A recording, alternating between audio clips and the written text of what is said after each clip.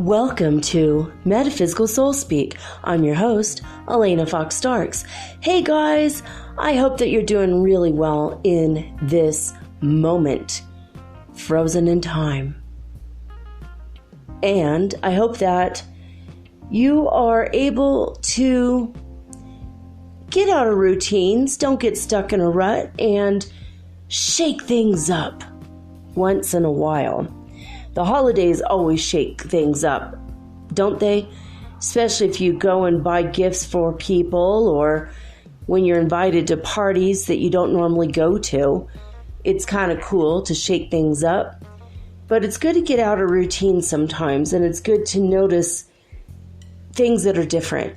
It's good for your brain to be in new cities, new places, new parts of town where you are. And appreciate even when the weather changes. Today I noticed that there was so much fog after the rain that like over half of the mountains were invisible. So it looked just like a bunch of clouds with little tiny hills. And it gave me a new perspective, and I love having a new perspective. It's really cool. I took a picture, I put it up on my Facebook, and just the messenger. I mean, it's not like a really amazing picture. It's not Ansel Adams or whatever, but I felt like I needed to acknowledge the moment because my perspective changed. And I think that it's impossible to go through life without changing your perspective once in a while. So if things are boring and routine and you're stuck in a rut, change your perspective. Take a new route to work. Go 10 minutes earlier. See if there's anything different about your route that wasn't that way during the normal time you go. Just pay attention to the small changes, the subtleness, the sky, the clouds. Maybe birds are migrating. That's new. At least it doesn't happen every day. Just pay attention. I noticed that when you change your perspective and you have new things to look at, it leads you to new ideas about your life. It gives you something different to think about. And it can lead to discoveries about yourself and about your world that can have a great impact on yourself and those around you. If you're normally just staying home all the time, go out. Find a new jazz club and listen to some jazz. Maybe go see a movie in a foreign language. That's always fun. I mean, I live in a foreign country and I'm always seeing stuff in Spanish. And it's like, sometimes I get it, sometimes not. Depends, if the accent is from another Spanish-speaking country, it's almost like no hope of me understanding most of it. But I like it. It gives me a different perspective. It gives me a different way of viewing the world. And in turn, that gives me a different way of viewing myself. And if there was any problems I was trying to solve, like the day before a new experience, usually the day after new experience, I go, oh, there's something new I could do. Just when my little brother told me, hey, why don't you get TikTok, Hasn't changed my world as of yet. I still haven't uploaded anything. But I've been thinking about it, and it's given me a little bit more to think about, a little bit more hope that I'm going to actually make it with a podcast if I have extra things to do. You know, it's given me some perspective. I watched a couple Christmas specials in the past few days, and I noticed that things that were really common among, you know, the typical themes, you know, cisgendered, heteronormative, you know, the main character doesn't have a husband or a wife to call their own, you know, and I just thought that was really kind of crazy. But one of the ones that I watched was from Norway, and it had nothing to do with the storyline or even the character, but there was this one part where she was on a kick sled, and I think I mentioned this yesterday. And I was thinking, God, if I could just make a kick sled with wheels on it and a way to sit down, like maybe I can make a really strange contraption that no one's ever seen that would get other people out of their head, and they'd be like, what the hell is that? That's so weird, right? But I'm like, that would be kind of a fun exercise, actually, if I did a kick sled here and did on wheels, you know? Or figured out a way to put it on the kind of tractor wheels that tractors have. If I could figure that out and go sledding down a grassy mountain, that might be fun. I mean, until I run into a poisonous snake. After all, I am in Ecuador. But I've been thinking about different kinds of things today, and you know, ways I can make money. And I bought these wooden spoons. I still haven't painted. I bought them for myself. And I started thinking, wait a minute, you know, there's a guy who has a specialty shop here. And he said, anything I want to sell, he's got a shelf he will clear out only for me. Because he likes me. He's a cool person. I'm like, yeah, that's cool. So I've been thinking, why can't I hand paint cooking spoons and give people a little bit of joy in the kitchen? You know, they can use them as a decorative whatever, or they could actually cook with them, right? You know, I would leave like half of it not painted because that would be what goes in the food. But the rest of it, you know, I put cool patterns. And I was thinking, well, I'm a little bit too late. I should have thought about this in time to have like 20 different sets ready for Christmas and some for $10 each. And that would have given me $200 for the holidays. But then I thought, well, I'll be ready for next year. And then an hour later, I thought, oh, well, you know, maybe I could be ready for springtime of next year, or maybe Valentine's Day. So maybe I could do one or two, you know, Valentine's themes. Some people are going to like that. And then I'll do a spring theme, and I could just do a bunch of different kinds and sell them year round. Why am I thinking about only Christmas? How narrow-minded was that? People need mixing spoons all the time, right? Especially if they're pretty and irresistible. And I could sell them for $5 or $10 for a set. And if I put healing words on them that will energetically raise the vibration of the food and the environment the person's in. And I started thinking about it, you know, more and more. I started thinking about art I can make. The abracadabra that I talked about the other day.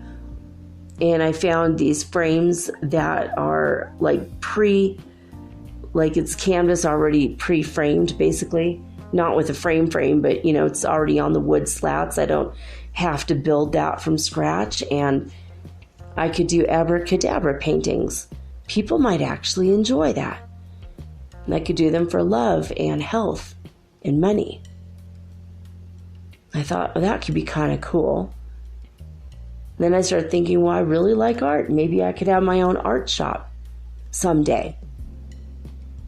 So I've been thinking outside the box quite a bit lately, especially since Mercury is fully direct and we're not in the shade of that anymore. I know the energy was different from the cosmos today. I felt it shift a little bit. On the 12th, some people are calling it the 12-12 portal. I don't think the energy is going to be much different than what we've been bombarded with lately anyway. But there's a couple psychics I listened to today on YouTube, and one was saying that, hey, you know, we're probably in the calm before the storm. We're going to get a lot more energy coming our way. The Arcturians told me that we definitely are going to get a lot more energy coming our way soon. And January's coming. And not only that, the day after Christmas, we're having a solar eclipse. So there's some really exciting things coming energetically for us, but it's really powerful and positive. And if you didn't listen to my tarot reading for the collective, you can go back and hear that. It was just from a few days ago. There's some really pretty cool things on the horizon for all of us. I don't know if you feel it or not, but I do. I feel a change. I've been feeling for weeks now just stuck in a rut in a lot of different ways. And I think the Mercury retrograde period always forces you to look at stuff that you hadn't looked at in a while, and it gives you that, it's kind of a horrible feeling, actually, of feeling that, oh man, you're forced to look at stuff you don't want to deal with, you know. But now that it's over, I kind of feel like, well, I'm glad I went through the shadow parts of myself that I loosened and let go of. I feel good, feel lighter. I still have anxiety, and there's still things I worry about, and still things I feel sad about. You know, my oldest kid won't be home for Christmas. You know, I miss my parents that have died, my grandparents, and a lot of family and friends. A lot of people have gone. You know, but, you know, I'm still here, and I got things I can do, and there's a lot of cool holiday-related things going on around town. So as soon as I'm fully recovered from this illness, I want to suggest that to my kid, that, hey, let's go. You know, he made a really good friend this week.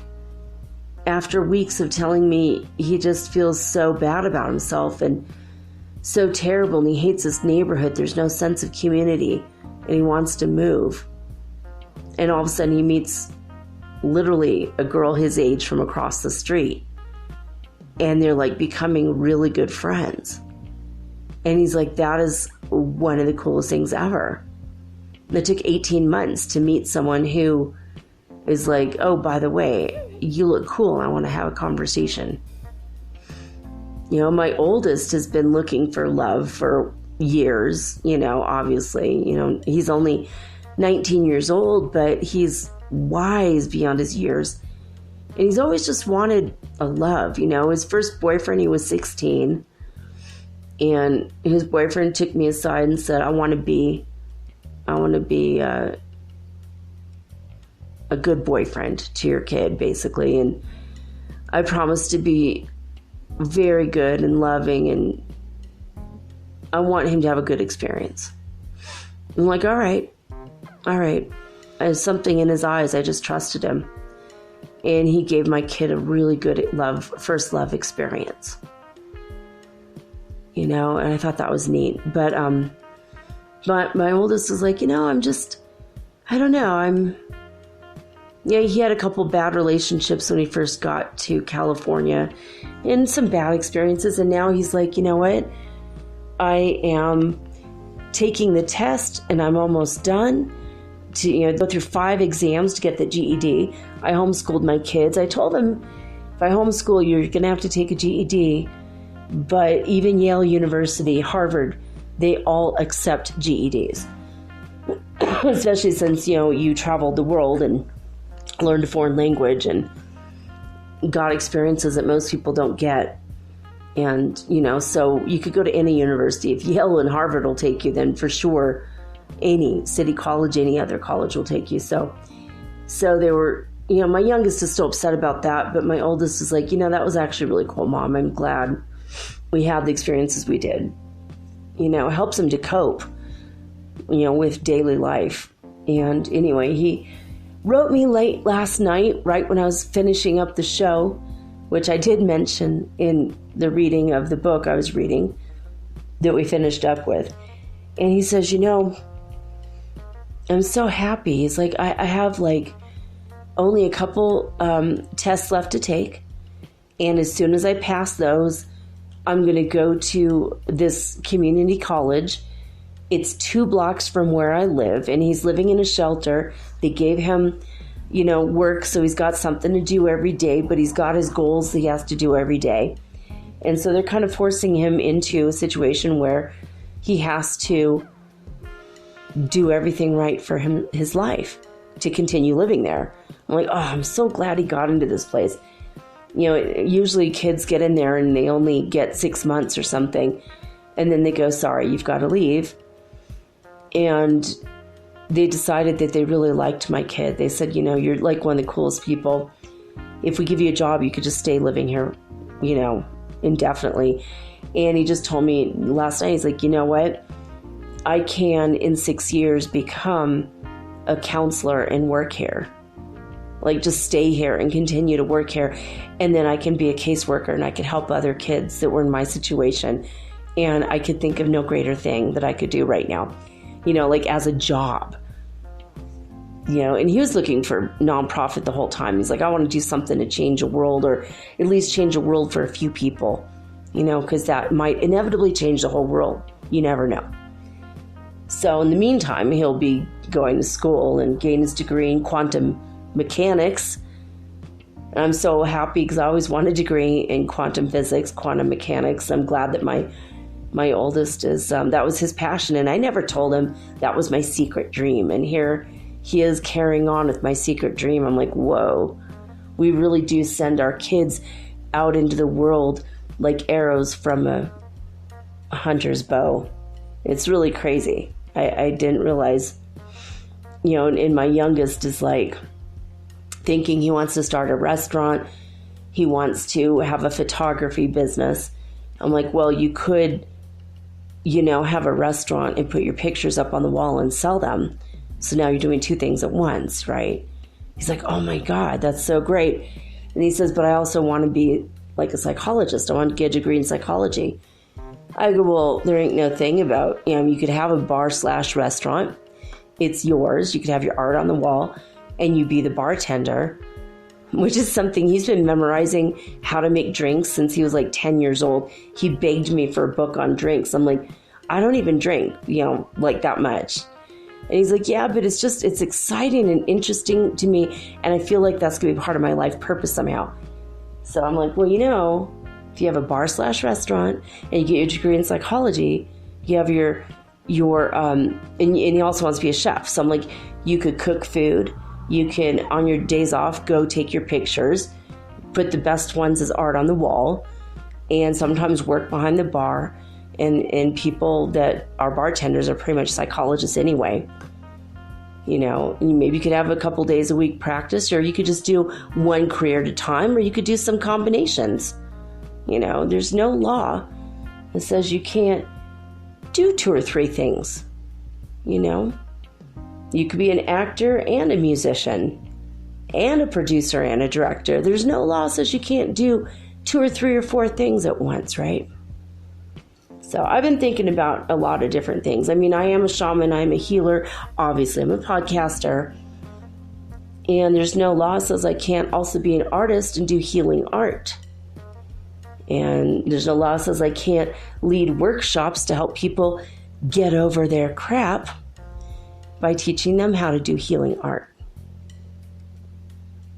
So I've been thinking about it, and then I was thinking, well, my son wants a restaurant, and I've been thinking about getting some land and making a glamp ground. It'll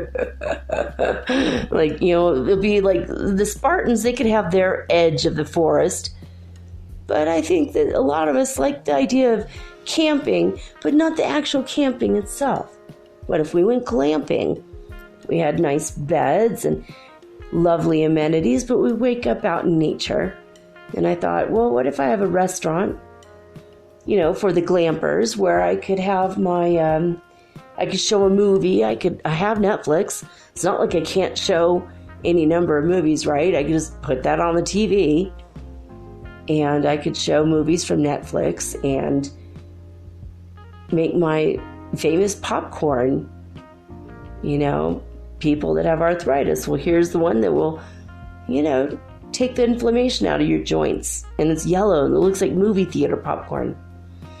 You know, and I'll make it super healthy, super healthy popcorn with all the toppings. And I'd have all the toppings like people do with ice cream or frozen yogurt, you know, but with popcorn.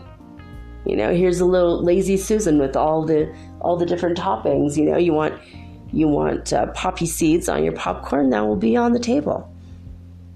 You want cheese? I'll grate the cheese. Here's my Parmesan. I was thinking about today because my son and I decided to have popcorn and watch our show together. And then someone he likes called and asked him for a date or something. So he's like, okay, I'm going to go on a date. I'm like, all right, fine.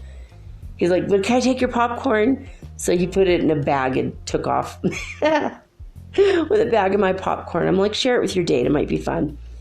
But he's like, I don't like the turmeric, so don't put the turmeric in it. And I'm like, well, I do have Parmesan cheese. So I grated that. And then last minute he said, oh, I don't want that. Just do extra butter. So I did extra butter and we did the Himalayan sea salt. I mean, you could do popcorn right. You could, you know, really gourmet it up. Be perfect for a glamp ground movie, right? You know, I've always had a fantasy of having a barn or a side of a barn that you show old movies on, you know, and that might be part of the glamp ground. That might be fun, like an old-fashioned sort of drive-in theater feel, you know, where there's like a concession stand, and I thought that would be kind of neat. That might be a part of the whole thing. And so I've been thinking outside the box, and I've been thinking about a lot of creative things. And I don't know about you guys, but the creativity in my mind has just been going through the roof today. You know, and I've been thinking about starting a business of ideas of businesses that people can have. Because there's a lot of businessmen out there that have like zero creativity, but they have a real strong burning desire to own their own business and be their own boss, but they don't know what they want. What's their passion? So I was thinking about writing down my ideas in a book and then having a website where I'll sell my ideas for $10,000 and 10% of the business for the next 2 years, and then the rest is yours after that. Boom, that's it. Just have a simple contract. You know, but I'll do the whole business proposal and the whole thing, and then they could bring it to their investors, or maybe they are the investor, but I'd help them get started and help them promote and the whole 9 yards, you know. I'm like, oh, that could be an idea. That could be something I do. You know, I hope that this takes off, though. I want my podcast to take off. And I had a couple of you did send me things that said that you listen to my podcast more minutes than any other podcast on Spotify. I got a couple of those this week, so I was really happy about that. I thought that was cool. You know, and a lot of people are adding me lately and saying that they liked my podcast, so it's slowly climbing, slowly. I was just in the charts, I want to say in, was it Belgium or France? I think it was France, actually. So, bonjour and merci beaucoup for listening to my show. Welcome aboard. Bienvenue. I'm very happy about that. I think it's really cool. I've got somebody in France listening to the show. You know? So, I slept really good last night. Woke up a little too early, but my son, he always wakes me up early. And for days, he's been waking me up just angry. And I think he's angry I'm sick. And I think he's afraid that I've been sick. And I think that he's worried. I mean, he's already lost one parent to cancer. So the ultimate worst illness you could possibly lose someone to. And I think he's a little bit worried I'm not taking care of my health. And that's why I'm sick. I'm like, but you're like a teenager and you were sick. You know? And he's like, exactly, but I could recover faster. And So every day for this whole illness, he's been really upset with me. But yesterday, I made this Genesha crystal out of rattan. And I wanted to see if it changed his mood. Because he's been in the same mood for like the whole time I've been sick. And sure enough, this morning, he came in my bed and he bounded in here and he laid at the foot of the bed and he's like, I love you, Mom. I mean, no lectures. No, like, what the hell are you in bed for? It's still 10:30. Yeah, it's 10:30 in the morning. Why are you in bed still? It's like, publish a show at 5 a.m. You know what I mean? Like, no lectures, no nothing. Nothing about my diet, nothing about caffeine. Usually, I mean, if I try to make my coffee, like, he gets mad and he gets, oh, it's bad for you, it's bad for you. And we had one yelling shout out match about coffee for like 4 or 5 hours one day about a week ago when I was really sick, you know, and I showed him all of the studies about guarana, all of the studies about coffee, all the studies about why these plants are so healthy for you with all the antioxidants and, you know, the benefits. And he's just like, but look at these studies. And like, literally, it was like, you know, the devil went down to Georgia, you know, that song where the devil is going up against the greatest, I mean, not banjo player, the violin player, the greatest violin player in all time. And the devil challenged him to a duel. And, you know, and if he wins, the devil goes away. And if the devil wins, he gets his soul, right? It's one of the best songs ever. It's really good violin, right? And so, you know, fiddle player, they call fiddle, but violin is a fiddle, basically. But it was like that. It was like my son and I were like trying to win the argument. We were both like so egotistically stubborn with each other. And you know, it's like a really freaky pattern. Then the very next day he came in and he looked at me. He's like, what the hell was that about yesterday? I'm like, I don't know, but you really irritated me. He's like, well, I just worry about you and I love you. Otherwise, I wouldn't care. I'm like, well, okay, there is that, right? And but it's like I've been drinking coffee since I was 3 years old. I did have several years where I didn't drink coffee at all or any caffeine at all. But you know, he's like, but you use it to wake up. I'm like, I actually don't. You're just accusing me of a stereotype. And I wake up sometimes at 11 in the morning and I don't have my first cup of coffee till about 5 in the afternoon. And he's like, well, it keeps you up and that's why you're up late. I'm like, it's actually not, because it calms me down because I have ADD. You know, when you have ADD, coffee does the opposite thing to you. It makes you very relaxed and calm. It actually takes away your anxiety. And it actually helps fall asleep. Sometimes if I have too much coffee, I'll get really sleepy. And he's like, oh. I'm like, yeah, oh, you know, everyone's body handles it differently. And sure, you buy really crappy, overly, horribly processed coffee that's been sitting on a shelf for 5 years before a label was slapped on it. Yeah, it might give you cancer. But I'm getting organic coffee, locally grown. It was harvested this year, probably in the past couple months. You know, it's like I'm doing healthier. I French press it. I don't let it sit in a coffee pot for 6 hours, burning away. You know, I do it as healthy as I know how to do it. And I know how to keep the antioxidants in it. I know if I'm only going to have 1 cup now and save the rest, I'll put in a thermos, again, to retain more antioxidants. And I have a thermos, you know. So we were just like having this dueling, you know, it was like literally like, it was like a fiddle contest. It was horrible. It was horrible. And then the next day he's like, what the hell is that? He's like, why was I so, I'm like, for the most part, honey, I'm actually healthy, you know. And that reminds me, actually, you guys, I wanted to tell you this cool thing I discovered today. There was a man who was on his deathbed. He had cancer.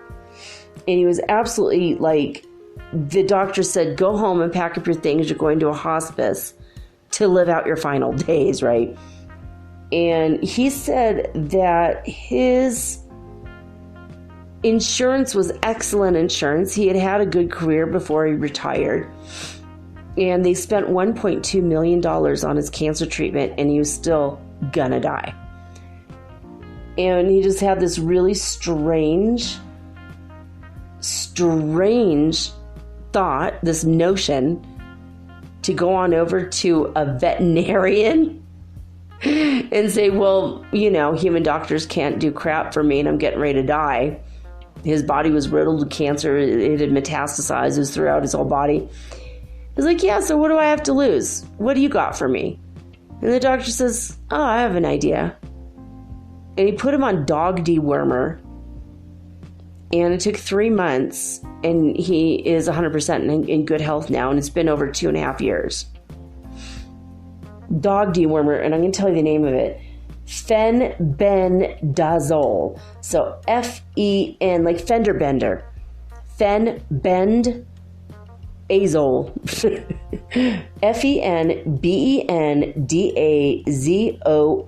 Fenbendazole.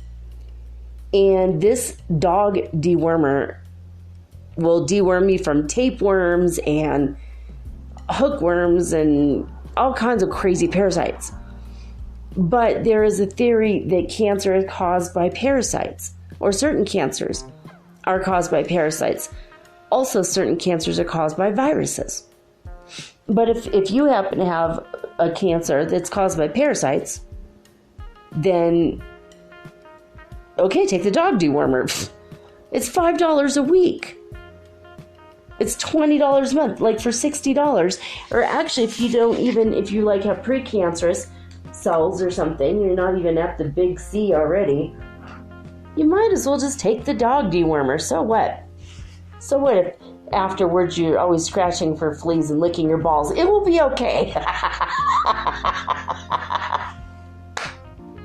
Hey, Yoka.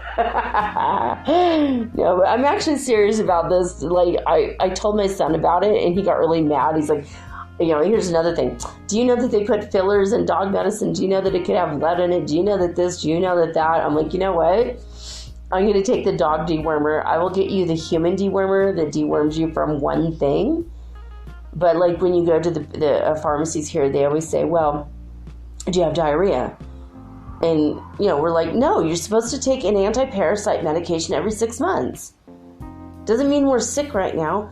They're like, well, you don't need it. We're like, well, just give it to us anyway. And so they give it to us anyway and go, well, you don't really need it, but whatever. And I'm like, well, I think I'd rather have the full spectrum. Anti-parasite, anti-worm, all that weird crap. Take it for 3-4 days. Bada boom, bada bing. If I had precancerous cells, that's over too. If all this stuff is over, and maybe I'll be thinner and healthier, and, hey. I mean, what's it going to hurt? It's not going to hurt anything. It'll only help. And, if it has a little bit of lead in it, how much can it be when it's a tiny little pill? Like, I breathe enough lead in just waiting for a taxi on the side of the road. Every time a bus goes by, I'm sure I'm breathing in more lead than in 5 teeny tiny pills, right? So we had an argument about that too today, and he's just like, okay, whatever, Mom. Like, I'll just get you the human one, and I'll get me the non-human one, okay? And I tried to diffuse the situation. I'm like, I take cat allergies medicine. It's the exact same pill, literally the exact, like, to the markings, to everything. It's identical to what they give humans, but you could get a whopping like 20 pills for $6 for humans, or 1,000 pills for $6 for cats. And it doesn't even affect me anymore for anything. Meow. It doesn't affect me at all. But, it's just crazy. I think that, when teenagers get bored, they just argue about they'll argue about anything. But I thought that was pretty cool. I just wanted to tell you guys that about fenbendazole. Or fenbendazole. I don't know how to say it. Azole. That reminds me of the Terminator. Van Bend Azol. I mean, it just sounds like how he says asshole. Anyway, I don't know. I hope that you guys are feeling more creative and that you are able to have a better perspective on things, and go to a new restaurant, go to a new park that you've never been to. Go out and talk to people. Like if you normally get coffee at a coffee house or a Starbucks at 7 a.m., go at 6:30 or go at 7:30. Kind of shake it up. See if there's no new people, especially if you need new friends. Yeah, I think having a new perspective is good. And so, anyway, I'm going to go into the Schumann Resonance news for disclosurenews.it. Pretty much is just calm. It says it's just slight variations around power 10, Hertz frequency 10. That's it. Blah, whatever. Really, really hardly anything going on there. So pretty much back to normal for them. Now, in California, according to heartmath.org anyway, in California, at midnight, they were at 44 Hertz frequency. By 5 a.m., they went down to 41 Hertz frequency. Hofu, Saudi Arabia, has remained at 0 this whole time. And Lithuania started off at 94 Hertz frequency at midnight and stayed exactly the same all the way across. They went up to 95 briefly at 2 a.m. and just 94 except for that one moment. Alberta, Canada started off at 19 Hertz frequency and went down to 0 by 5 a.m. So that was strange. So we ended with two cities at 0 Hertz frequency. And Northland, New Zealand, they were the winner in all of this. They've gotten massive, let's see. At 2200 hours yesterday in Northland, New Zealand, the values were 314 Hertz frequency on the Schumann Resonance scale. That's huge. So, but they came down a little bit, and by midnight, they were at 311. And by 5 a.m., they were down to 299. So they are the big winner for today as far as the highest Hertz frequency. And in Hululu, South Africa, they are also in the triple digits. They started off at 139 Hertz frequency at midnight, and they went down to up to 142. Actually, they went to 143 at 3, and then back down to 142 by 5 a.m. And that's in Hululu, South Africa. And that's the Hertz frequency on the Schumann Resonance scale for those cities. So some are really low and some are really high. And I wonder if it doesn't affect you. If I'm nowhere near Hululu, South Africa, so maybe it's not really affecting me so much. I'm nowhere near Saudi Arabia, and that's also not affecting me. The one that's really high and the one that's at 0, flatliner. I don't know what's going on there. I want to let you guys know that tonight I am going to channel the Arcturians. I think they're going to clear up that weird confusion with the Daniel Scranton thing today. And they were with me all night last night, which was pretty darn cool. They were with me, and they said they're going to try to make my body less dense by giving me a lot of high vibrational energy while I slept. I felt it. I felt them. It was pretty incredible, and I'm grateful that I had their attention. I don't think they're with me the whole night, but I think that they're with me for a couple hours. And I felt very loved and taken care of. It was really cool. Because as you know, I've been very sick for 8 days, and now I'm better, and I've gotten better a little bit every day. And today I'm better, but my throat hurts a lot. My tonsils are swollen, my throat hurts, and my neck is still achy, my back is still achy. And I'm still very sleepy, but not so much that I'm sleeping though, which is good. It's an improvement. It's better than 12 hours a day sleeping. So it is what it is. I'm better, but I feel run down still. And my higher guidance said, well, tomorrow you can leave the house and go to the grocery store. Like, that's good because I got some stuff on my list I cannot wait to buy. So I was kind of excited about that.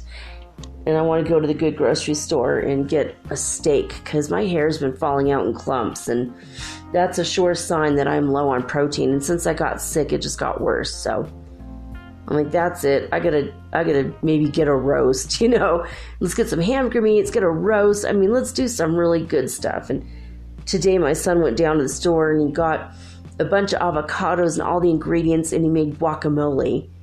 And he knows the secret when you put the pit of the avocado and you keep it in with the guacamole, it won't turn brown. So that's pretty cool. So we got a big old thing of guacamole in the fridge and that's neat.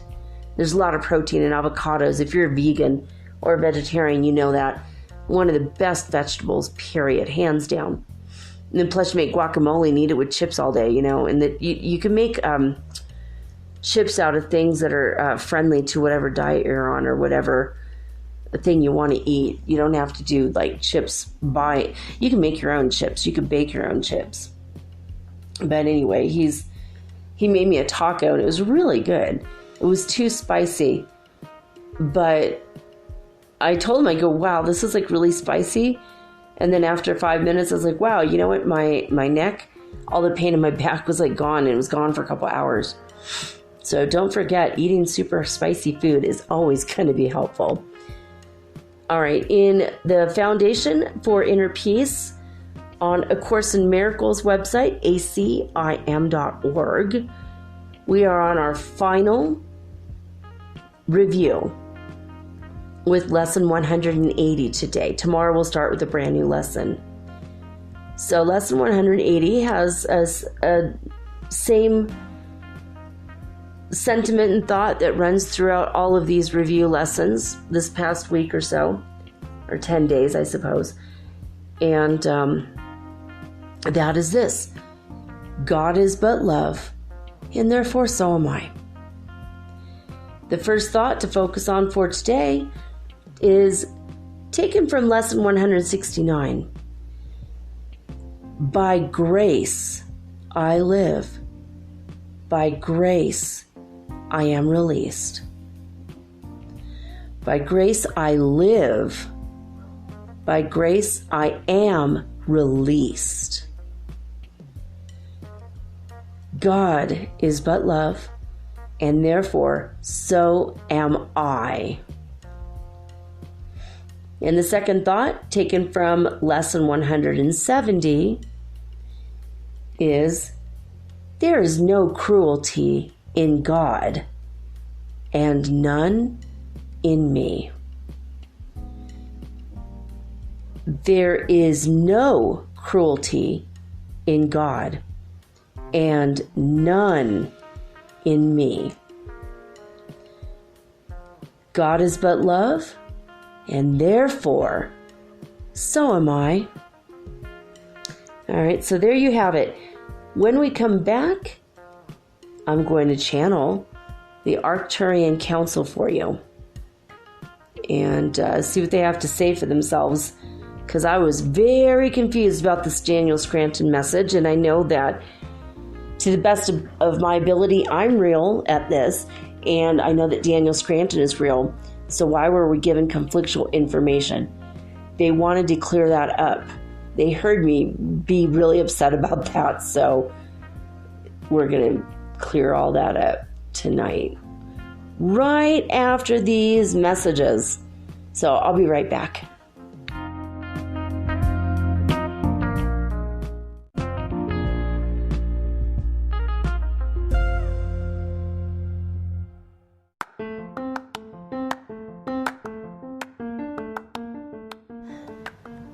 If you haven't heard about Anchor, it's high time you did. It is the absolute easiest way to make a podcast. First of all, it's absolutely free. Second of all, they have creation tools that allow you to record and edit your podcast right from your phone or your computer. You guys have known that I've been doing this for 8 months using the Anchor.fm app right on my cell phone, and I have done it everywhere, right? I have recorded this in my living room, my bedroom, little cafes in Quito, Ecuador, all over Cuenca.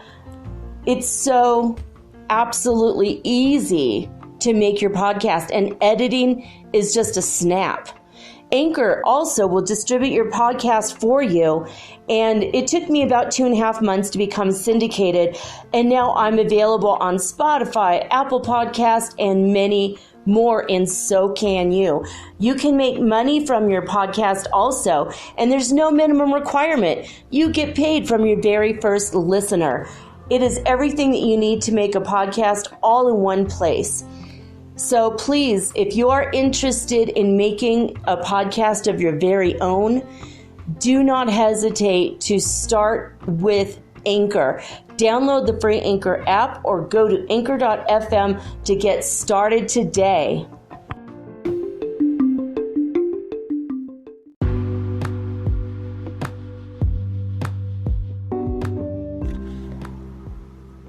Metaphysical Soul Speak is run on sponsors and listener support. This means listeners like you. If you are so inclined to support my efforts and my little podcast, please visit me at anchor.fm/metaphysical and pledge an amount of your choosing today. Thank you.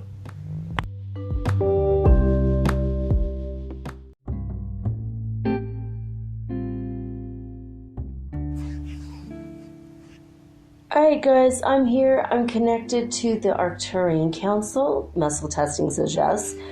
As you may know, if you've been with me for a while, been listening to the show for a while, and you're a regular listener, you know that I am an indirect telepathic channel. If you're brand new to the show, you might not know what that means, so I'm going to quickly explain it. A direct channel is somebody who allows a being, a spirit, to come and take over their body and use their vocal cords and their body to make physical gestures. And the person whose body it is are not generally aware of what's going on.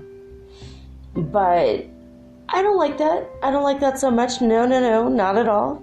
Not for me as a Virgo who likes to be in control of her body. Nah, it doesn't work for me.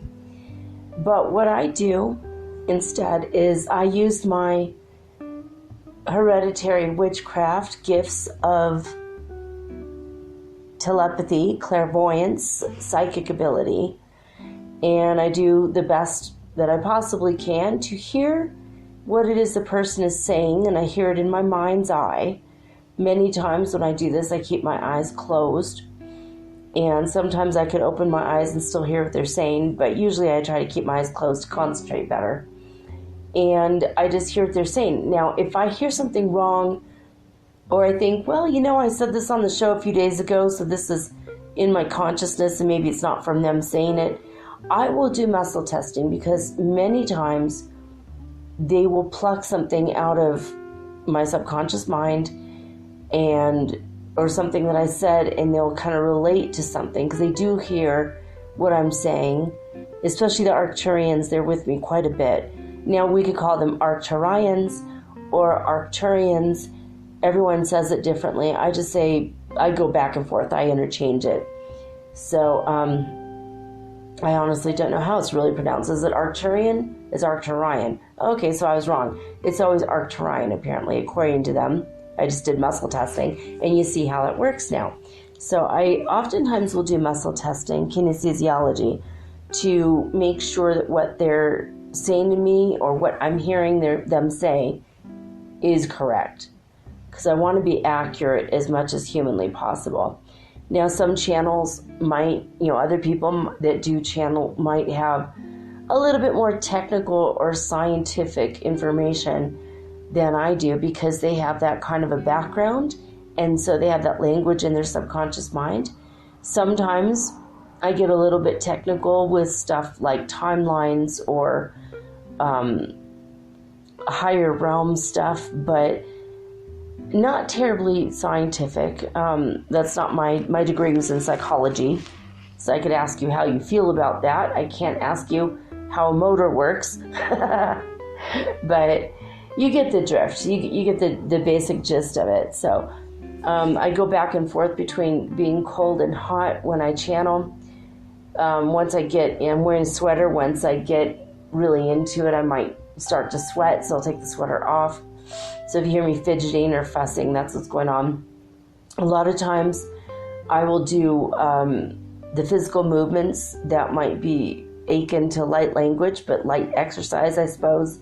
So if you hear me moving around, again, it's because they want to give you light codes and they want to give you downloads and upgrades to your physical system, because we're still upgrading and downloading and light coding our way through this crazy ascension time. We are, as far as I know, living in the fifth dimension. But a couple days ago, the Arcturian Council said through Daniel Scranton, who is a very good channel, they said we will physically be upgrading in January. And I'm like, wait a minute, I thought we're already here. Hopefully they're here to clear the air, to clear this up for me.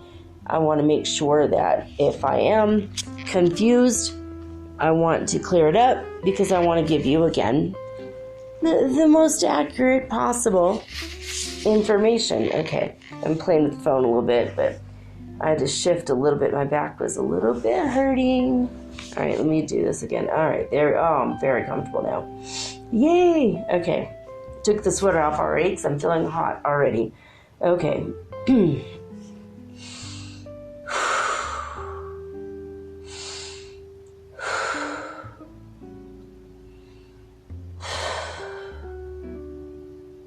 Am I connected to the Arcturian Council? Muscle testing says yes once more. All right, guys, go ahead and begin your transmission. And you know what my question is, so I don't need to ask it. You already know we've had the conversation yesterday. Okay.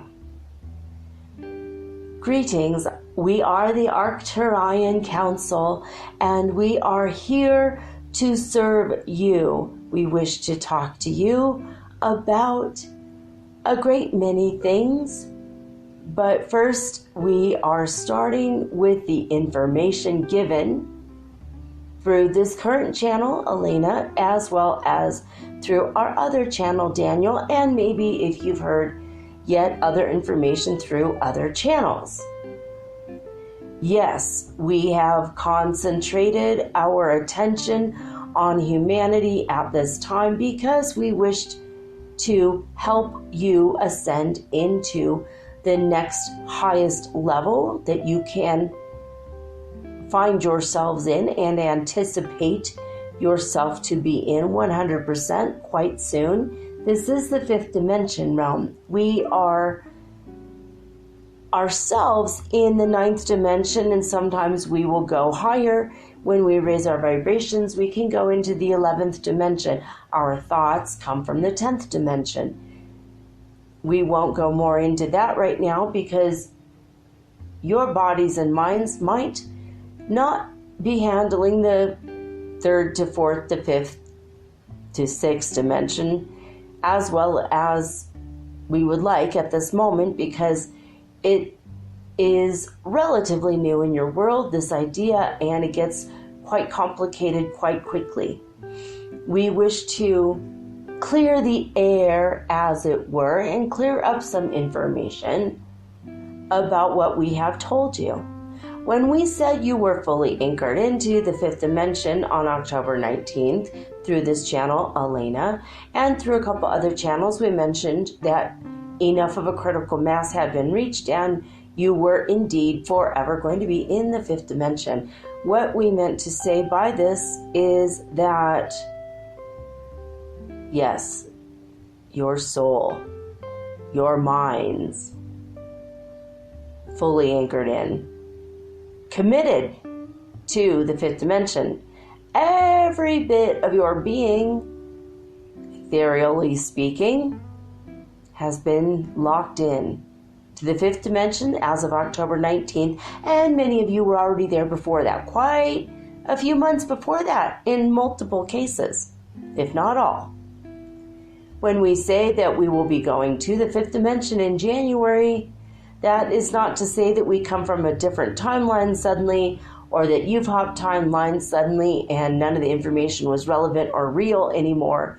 We felt quite bad about the miscommunication there. We wanted to clear it up because Elena was very upset about this, and she had a right to be, because it was confusing and not on purpose. Many of you have been struggling with a lot of emotional issues lately, and a lot of mental problems have come up and arisen from your past, from your childhoods, from problems with your family, problems with other humans, problems that occurred even though your relationships might have been okay and intact. Circumstances changed in your lives, and for many of you brought consequences that had emotional effects. And a lot of these memories and ideas and hurtful positions that you had been put in your life have come up for you in the more recent weeks. Some of you thought maybe that dropped you down to the third dimension, but that's not at all the truth. You were still in the fifth dimension, experiencing memories of the third dimension, but physically your bodies have been, shall we say, vacillating between the two worlds, between the fifth and the third dimensions. Sometimes your bodies will feel down and sad. Your memories created an emotion in your body that sometimes felt sad in your body, where the cells themselves had a sadness, and then that brought your emotional body down into it. And then the drama unfolded among all your bodies, ethereal, astral, physical, mental, emotional bodies, as it were. So we wanted to clear some of the air about this for you so that you can understand it better. Okay, this is the truth. Your souls are fully anchored in the fifth dimension, and therefore pulling up the rest of you. Your astral bodies in the fifth dimension, your mental bodies in the fifth dimension, sometimes in the sixth dimension, your ethereal astral body, fifth dimension, up to sixth dimension, your mental body again up to sixth dimension, your physical bodies, fifth dimension, no, third dimension, moving towards fifth dimension. That's the last bastion, as it were, the last of the Mohicans, as Elena says sometimes. The last part of the ascension is the physical moving to the fifth dimension. You have not officially moved your physical bodies, but everything else has been anchored into the fifth. It had to be that way because you have to let go of the heavy energy in your physical body. You have to let go of the sad and dense emotions in the physical body. When you do not deal with an emotion that is sad or bad or traumatic, when you don't deal with it emotionally, for using your emotional body right away, and you don't work out the logic of it in your mental body right away, it will find its place in density. And your physical body is in density. And when your physical body is in density, and it takes in the emotions that were not dealt with in other ways, it makes your body more dense, and then you get the symptoms. The body syndromes, as Elena has taught you, the body symptoms, where your legs might hurt because you can't run away, where your arms might have a problem with strength because you can't fight, where you have your crying syndrome in your lungs and your throat and your sinuses and your head and your neck, because too many sad things occurred that you could not process. So physically it becomes a problem, an illness, or even a weight gain in a specific area. All right, they're showing me, guys, this is me, Elena. They're showing me there was an incident of crying syndrome that Dr. John Kappas told us about. One of his patients gained 50 pounds in her neck. And she did not have a goiter. She did not have an organ problem. But she did have crying syndrome. And her head was disconnected from her body, mentally speaking. She never thought about her body. And her body was okay. Her body was just slightly overweight, not much. But she gained 50 pounds in her neck. He also had another situation where a woman gained 50 pounds in her legs when her husband started cheating on her, and she felt hopeless and helpless and couldn't run away from him because she didn't have the money and she didn't have the guts to leave. And she kept taking it, and he kept cheating on her, and she kept finding out about it, and she gained 50 pounds in her legs, in her thighs. You know, so that's what they're talking about. That sometimes a serious and gross weight gain will happen in the density of the body because the emotions were too overwhelming to bear for these people. And it can happen to anybody and everybody. When you have 50 pounds of overweight in your stomach, that's sexual guilt, sexual frustration, and guilt and frustration that is not tied to sexuality, for example. So I just want to bring that up. I mean, go back to my body syndrome episode to find out more about that, but that's what they're talking about. Okay, Arcturian Council, we are back and connected to you. So as you are moving through your stuff, getting over your emotional and mental garbage in, garbage out, they're kind of showing me like Giga, garbage in, garbage out. So when things come in, you should let it out. But when people don't, it stays in your body. And so they're showing me some of the same examples we just went over. So when you have this situation where your body is already dense, and then it becomes denser, and then the emotions get stuffed into the body, and then the cells respond, and they don't know what to do, and they start a chemical reaction, and then toxins occur, toxins can't be released because the emotion becomes a physical toxin, and then that becomes surrounded by fat, and then the cells contain water weight that surrounds the fat, and then it slows down the electrical system, and you get sluggish and sad because your body isn't moving, and then that's another sad.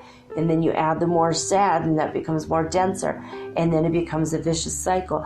And what you've been going over the last 7 to 9 weeks is wave after wave after wave after wave of getting rid of these deeper, more intense emotions.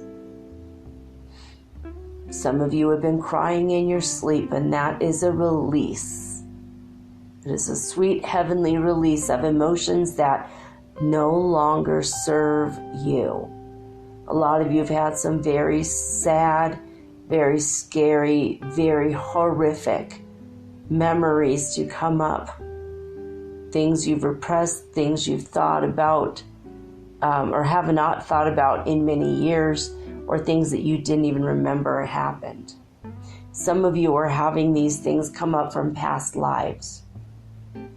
Let it go. Feel the emotion of it. Forgive the people involved, whether it was your fault or others' fault. Forgive the whole thing. See that everyone is God, but most people are asleep. You forgive, you feel, and then you let it go. And you ask for God's grace to help you get over it and through it, so you can release the density of that. And many of you have already been doing that for over 2 months now, 3 months in some cases. And more is coming on its way, more light codes, more downloads, more upgrades.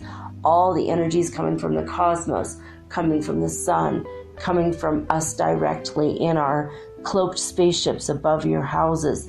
We are putting the energy into the center of the earth. It is radiating out back into the rest of the world, the atmosphere, the earth itself, through your houses. Those of you who take this energy in, it's because you are ready, because you resonate with the higher vibration you're striving for. We are putting a very dark blue purple energy into the earth, and that is being shoved back out through the crystals.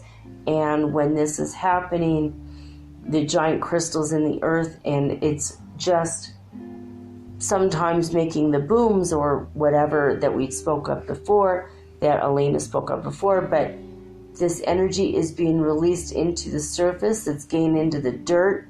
It's literally releasing your dirt, and it's releasing the density in the earth itself, in the spaces between the dirt.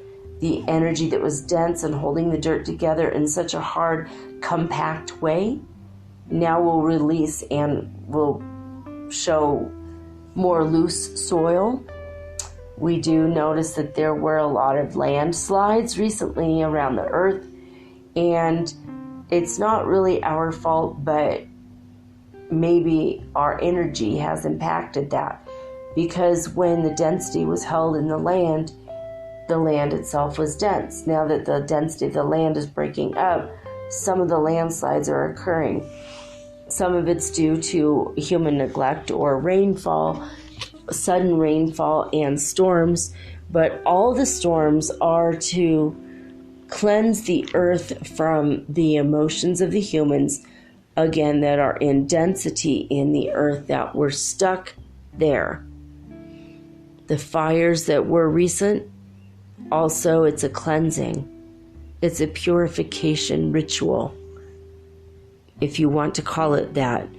A lot of the fires were necessary to cleanse the air, to get rid of the denser energies, the hurricanes, the storms, the tropical storms. All of these things are meant to cleanse the earth, and it does cleanse the stuckness, the stuck energy in the planetary body, and that filters upwards, and then it gets the stuckness out of you. And with every pass of the cosmic rays that are sent to Earth, every time the Earth becomes less dense, your houses, your bodies, your material objects, everything becomes a little less dense. And as your bodies become less dense, they become lighter. When the weight is falling to the wayside of your body. This is why many of you are feeling more creative. You're feeling more sensual, more sexual in some cases, more intensely interested in each other and in life. And you're starting to figure out who you are as a person, as an individual. You're starting to care about your communities. As the denseness leaves in your body and in your world around you, you are starting to feel more cohesive as a unit with other human beings. You don't feel 100% at one with them yet, but the energy of being at one, or being one with others, the idea of we all are one, you're getting closer to that. You haven't begun to arrive at that 100%, but you are moving towards it. That's why your manifestations are more rapid.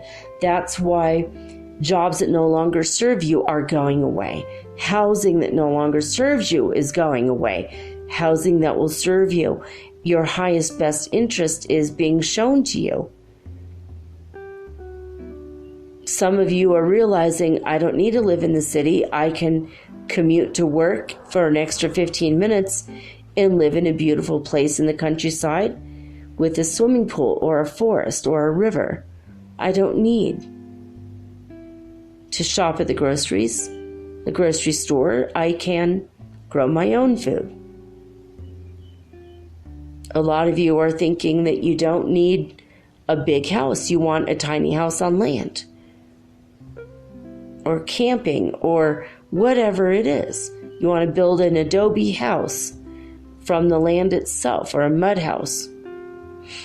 We see a lot of people with, as Elena calls it, those wheels that are turning, like the hamster wheels inside of people's heads. We love that metaphor. That's what has been happening with the new energies. It is literally like hamsters that have been asleep at the wheel are waking up inside your brains, and you're starting to function in a new and a higher way. Obviously, there's not really a hamster inside your heads, and your brains are like a machine or a computer that serve your soul, but they are working better as they come less dense, and they are filled with more light. There is more spaces in between the cells, and yet the cells are the same. This is a quantum idea that many of you will understand, and many of you will not understand at all. But there was an old metaphor about how 1,000 angels can fit on the head of a pin. You know, like a needle pin, they're showing me. So if 1,000 angels can fit on the head of a pin, does that mean that they're very, very tiny? No. It means that less dense space has more room in it. If you think of an upside down cone or normal size, or think about an ice cream cone, and you might be at the apex, the very bottom, the pointy part, say that's where you are. But the next, and you look at a waffle cone and there's like one square from the bottom. There's a lot of squares because it's a waffle. You go up one square, maybe that's another dimension, but look at how much bigger the space is. You go up another dimension and now you have a lot more surface area. If you're going to put a flat plane horizontal across there, there's more surface area. And yet, it's just because it's less dense. It's the same exact surface, but it's less dense and more spread out. Less dense, more spread out. You think of the top of an ice cream cone, it's way spread out compared to the bottom. But the bottom, have you ever gotten to the bottom of an ice cream cone and you get to the very bottom and you think it's going to be as brittle and thin as the sides were at the top, but you find that the dough has been accumulated there and it's a very thick, dense part of the ice cream waffle cone. That's what reality is like. It's like an ice cream cone. At the very bottom, it's very thick and very dense, a little hard. Might even hurt your teeth if you chew it. Reality in the third dimensional world is like that. The reality bites and your teeth get hurt, and it's very, very dense, and it's not as pleasant as what you imagined it would be. But as you move up in in less density, as you move up in energy and vibration, and you go up the cone, that's where the more pleasant parts come in. You have more of an ethereal nature. Your bodies will be thinner. Your thoughts are going to be more spacious. Your realms that you inhabit, when you get into the fifth dimension physically, you're going to feel so relieved. You're not going to have the dense pressures on the body that you do now. Pain will become a thing of the past. You might experience it in passing fancy, but your awareness is going to expand and you'll go, oh, I had a pain. That must be because I had an emotion that I did not process yet. And then that emotion will come to the forefront and you will face it head on. And once you work through it, that pain will go away and you will be back to a state of equilibrium and mental health and emotional health and your physical health. Everything is going to be as beautiful, peaceful, and structured in a good way as you imagine the fifth dimension to be. You're mentally there now. You can see with your quantum vision the beauty of the skies. It's been taking your breath away, hasn't it? The beautiful energy flowing all around you. And if you shift your focus ever so slightly, you see the higher realm, the higher dimensional energy. With your eighth chakra, you can see it. With your pineal gland, you can see it. And many of you are learning how to see in a new and different and unique way. And you see that the auras around the plants are making the plants so much more brilliant than they were even 3 years ago. Everything is getting better. Everything is getting more intense and more vibrant, and yet less dense, less problematic. When manifestations in your past took years to occur, it was very discouraging. Now those same manifestations are only going to take a few weeks. And the solutions are going to be forthcoming, and it's going to be maybe 1,000,000-fold, because you might have 100 new ideas, and the person next to you is going to have 100 new ideas. And when you combine these 100 new ideas with their 100 new ideas, that might lead to 10,000 computations or permutations of those ideas in synchronization with each other and in relationship to the community and the environment and yet another neighbor. And suddenly, where you only had one or two possibilities before, and you could only see where they won't work out, and then you felt sad and thereby more dense.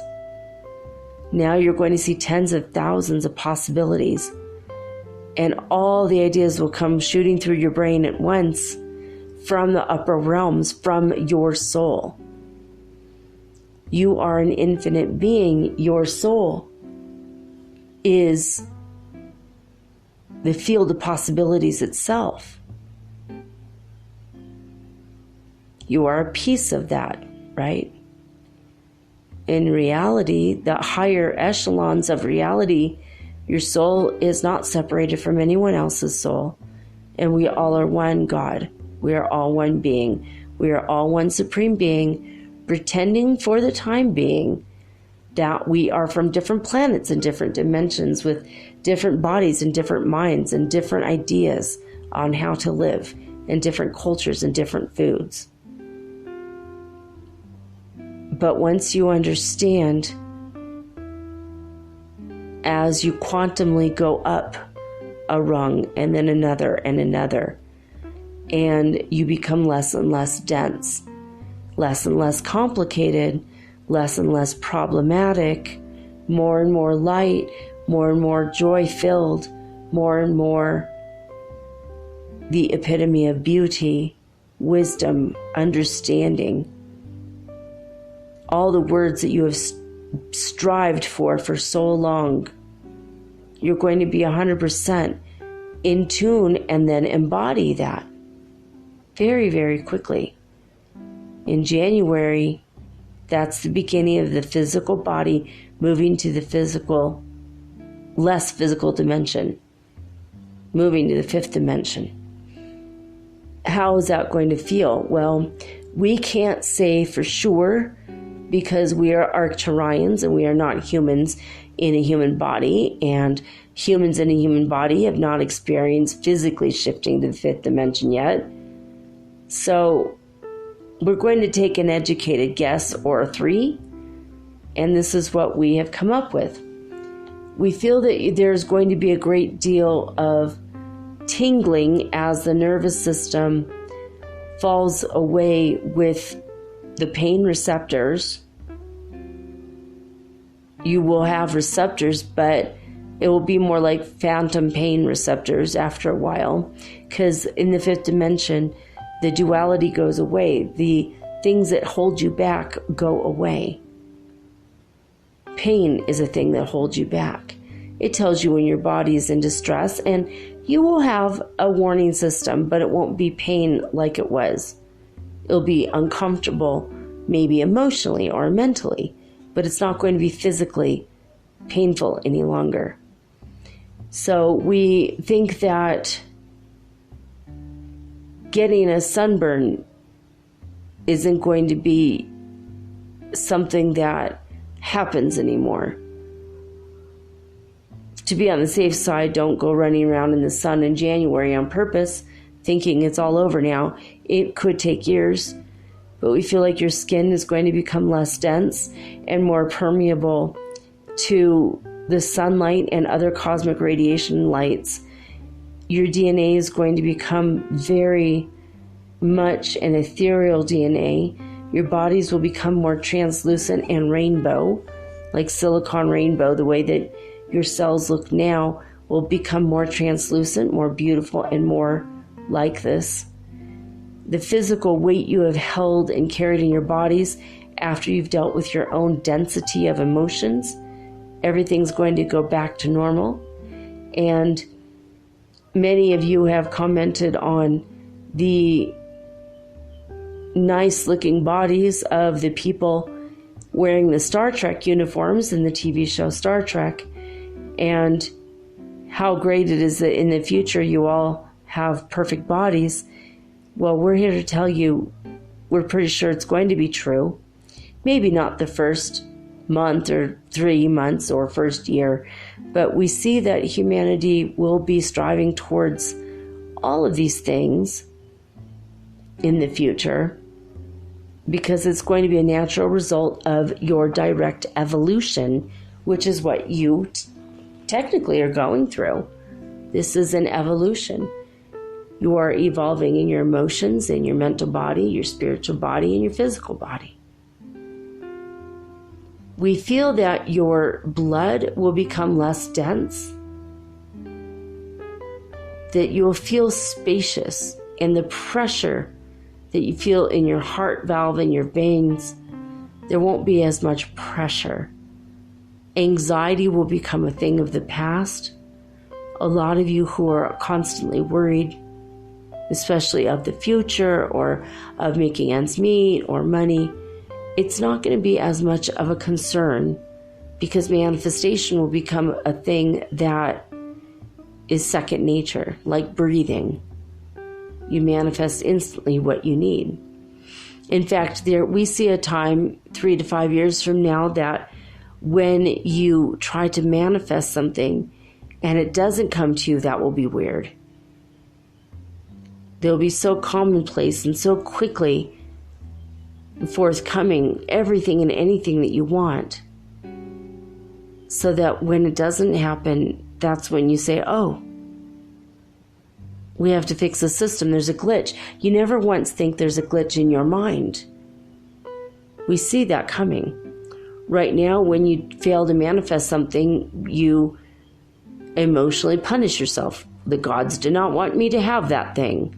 Maybe I don't deserve it. Maybe I wasn't able to manifest because I'm not worthy, or maybe because I don't deserve it, or because I just don't need that in my life right now. There's 1,000,001 excuses that you make up to yourself for not having manifested a perfect body overnight, or a perfect job, or random money out of nowhere, or whatever it is that you want.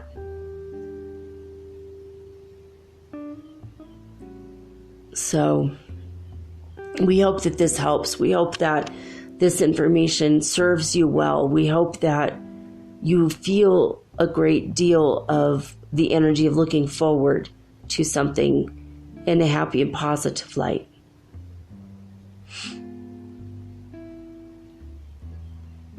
When you do yoga in the future, in 3 to 5 years, maybe 4 years on average, if you do yoga in the future, it's going to be a lot easier, no pain and hard. It won't be hard on your joints. You'll be able to glide through the motions and the positions of the yoga very quickly. we will start to reach out more and more with more information about your physical bodies and all the different bodies. And eventually there will be contact with everybody. We don't know if you'll be able to see us because we're still going to be in the 9th dimension, but we're always going to be in touch with you. As long as there's channels willing to channel us, we will always be here watching you, taking care of you from the higher energetic realms. We're not babysitters, though, and you're going to have to get through a lot of your issues on your own. All we can do is we sit here and we send you love and light, and we pray for humanity, and we send you beams and beams and rays of love and light energy, super high vibration, so that you will learn how to do for yourself in a way you only ever dreamt humanly possible at night while you slumbered. You never dared this would be real. But now, you're starting to see the light, are you not? In January, by January 31st, you should be physically in the 5th dimension. Okay, you guys, is that true? This is me, Elena, asking again. Is that true? 100% of our bodies, everything be by the end of January? And the muscle testing suggests. So by February 1st, we'll all be living in the 5th dimension? Answer is yes. Is it going to take that much longer? Answer is no. Is it going to take us more than 10 days? The answer is no. Will it take us more than 5 days? Answer is yes. Is it going to take more than 10 days once we start to physically shift? It will take more than, so it's going to take 10 days. So once you physically feel yourself starting to shift, and they said, oh boy, you'll definitely know it. Other star systems who've gone through something similar, they knew it for sure. Okay. Yeah, they're showing me like in the Pleiades when this happened, and the phasing between the worlds was between 3rd dimension and 5th dimension. They're showing me it's almost like someone sitting on the edge of a swimming pool and another person swims up to them in the pool. And the one in the pool is feeling all the density push around them. And the one sitting outside the pool has risen ever so slightly above the pool, and they feel light and vibrant and happy, and they have a lot more of the answers because they've risen above. And the person in the pool, in the lower dimension, is saying, help me, and reaching their hands up. And they feel like that is a good metaphor. And that's what happened in the Pleiades, that the people in the pool, the people that stayed in that 3rd dimension, eventually they died, and then they were born like on the side of the pool, which it's obviously not an actual pool. But they're trying to show me that they were in one density, and then they moved and shifted to another density.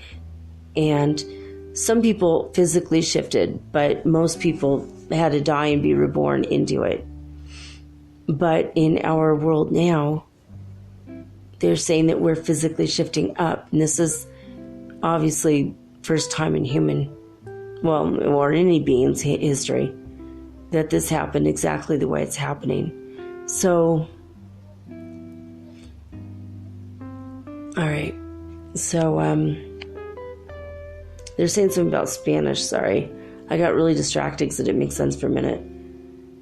So Spanish, you're going to be able to understand other languages a lot easier really soon, in 3 to 4 years. They're showing me kind of almost like it'll feel like a conglomeration. They said, no, we said conglomeration, like a glob. All language will just feel like a glob, like God languages of beauty, G-L-O-B, glob. Godly languages of beauty. And what do you mean by that? Okay, so we're going to have like other ways of communicating when we hit fully 3 or 4 years from now, the fifth dimension. Like, people will be speaking in light languages, but we'll 100% understand them no matter where they come from. We will be sending pictures and images to each other, and we won't need to speak. We will telepath with each other. We won't need to speak out loud as much. We won't feel as drained. We won't have little screens and telephones to write everything down on. Some of you will, but most of you won't care about it anymore.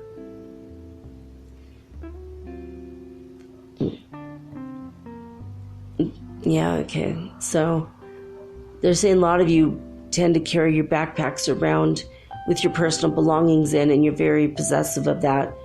And a lot of that kind of energy is going to go. Locking your bag for fear of being ripped off, that kind of energy is going to go. You know, they said just for precautionary measures, if you leave the house, just to lock it, but you'll scoff at the idea that anyone would ever want to harm you any longer. Because the world will have purified itself to that level.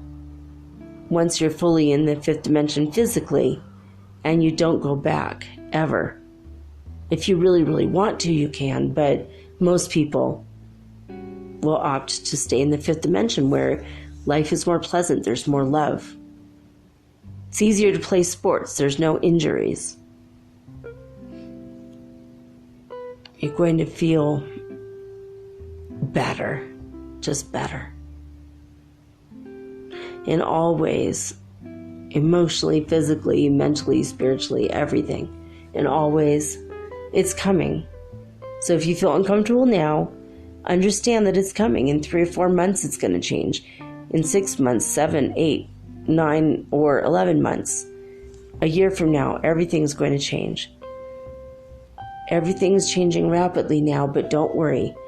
When you get to physically to the fifth dimension, everything's going to work out just fine for you in ways you could not begin to imagine possible. We call upon the cosmic rays to be directly addressed to those parts of you that no longer serve your life purpose. We call upon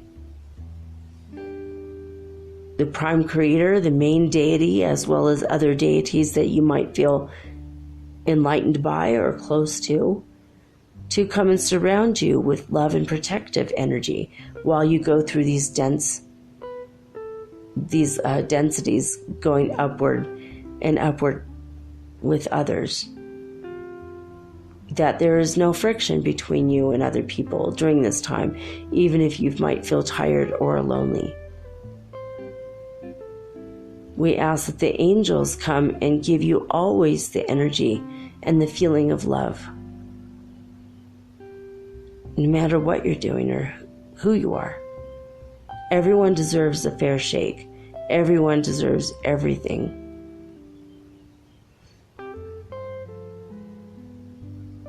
Beauty is going to become the greater focus of your days in the near future.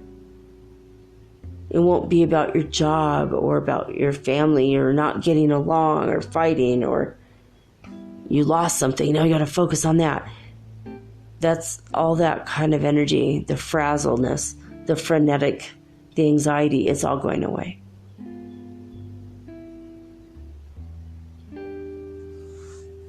Pretty soon, you're going to want to spend a lot more time in nature, maybe even cataloging the bright colors of the birds and the flora and the fauna and the trees and the beauty. The way it's been in the third dimension, we've watched as many of you go to some of the most beautiful places on earth and you stay on your cell phone and you beat yourself up in a multitude of ways and you look at a piece of paper, an itinerary or a map that tells you what to do and where to go because you can't even think for yourself to go on a basic walk. We see what's happened. But from now on, when you go on nature walks after February, you're going to see the nature around you. You might even leave your cell phones 100% behind and decide the memories that you take in are more important than any of that other stuff. All right, guys, they just showed me something about God. So if your cameras start to mess up between now and when you decide to give them up, they're asking me to tell you guys, just ask God to heal it. Whether it's your body, your mind, your camera.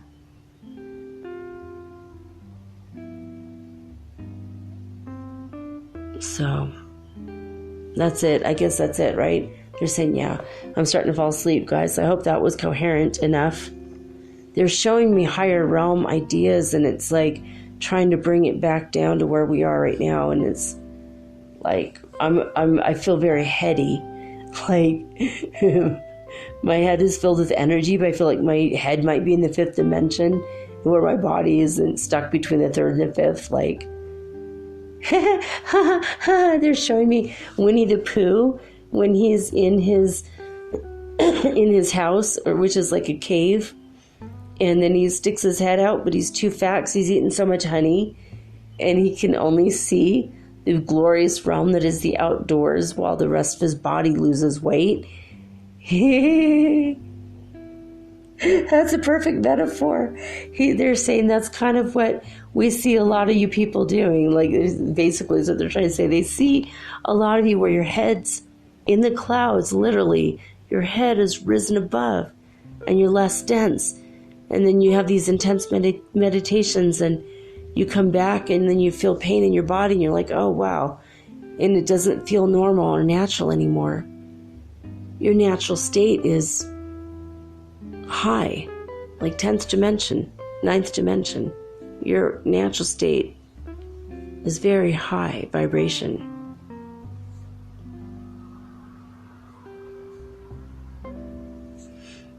They're saying thank you. Thank you for listening to us and trying to understand what's happening. They're saying we're very grateful to all of you. To all the channels, not just Elena, they're saying, to all of the channels. And the fact that you all are listening to all the different channels, not all of you, but many of you are, and I am too, because they all have different messages, so they're grateful for that. We're very humbled and grateful that we have been able to help in your awareness and understanding of the way that the different dimensions work. And thank you for putting up with our strange metaphors, they're saying. No problem. We love you guys. Thank you. They're saying we are the Arcturian Council, and we have been blessed to have served you, and we want to thank you for listening. And they're bowing in silence, and now they're going away and smiling. Okay, cool. All right, guys. Well, that's it. I hope that this made sense. I felt several times like I was falling asleep in my, literally like I'm Winnie the Pooh, like from the neck down. I'm stuck in the house until I can, utilize the honey I ate. Whereas from the neck up, I'm in the other dimension. I feel really strange right now. I wonder if other people look through the window. Am I going to look like a headless woman walking around? Probably not, but that's a hilarious thought, right? Now we know what was happening to the Headless Horseman all along. His head was in the fifth dimension. We just couldn't see it. It's so strange. All right, I'd like to disconnect from the Arcturian Council. All right, thank you guys. Love you. I feel a little bit more down to earth, or down, at least from where I was. Woo. Yeah, I could barely keep my eyes open now. They were showing me some sacred geometry and higher realm, like physics, and I was trying to see that and figure that out while also delivering a verbal message. It was very, very confusing. But we'll see. Maybe I'll download all that, and then next time I talk to you guys, I will put out those light codes to you through my voice, and you will get them, and we're all going to be on the same page in about a week or 6 days or so. Anyway, that's it. I gotta go. I need to sleep. I love you guys very, very much. Thank you for being on this ascension journey with me and on the spiritual path with me, and I really appreciate it. Please send me your holiday miracle stories, including Santa Claus if you have them. And, well, that's all I gotta say, honestly. I think I'm done. I will be back tomorrow with all unique and original programming, just like always. And that's it. I'm signing off with peace and joy and the high vibes of the holy fifth dimension. Until next time, guys, peace.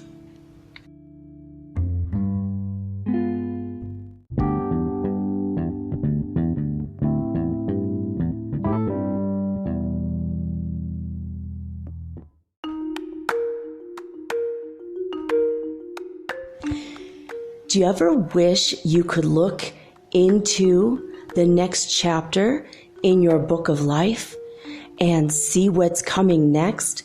What does the universe have in store for you?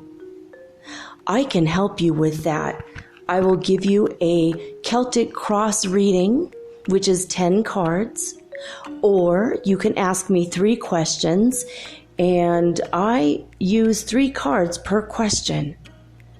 So that's 9 cards, or I can channel your higher guidance, or maybe God directly for you.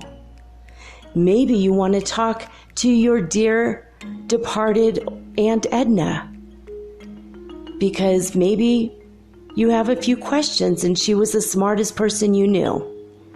If your deceased relatives are available or your ascended masters, I can channel them for you personally.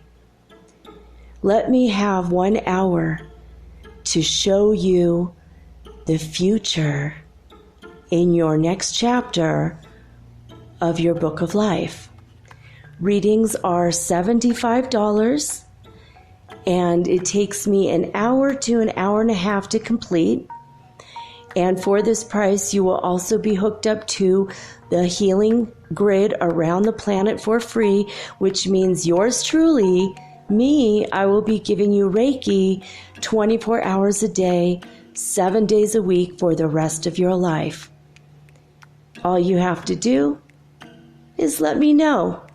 metaphysicalsoulspeak@gmail.com, and we will explore your future together.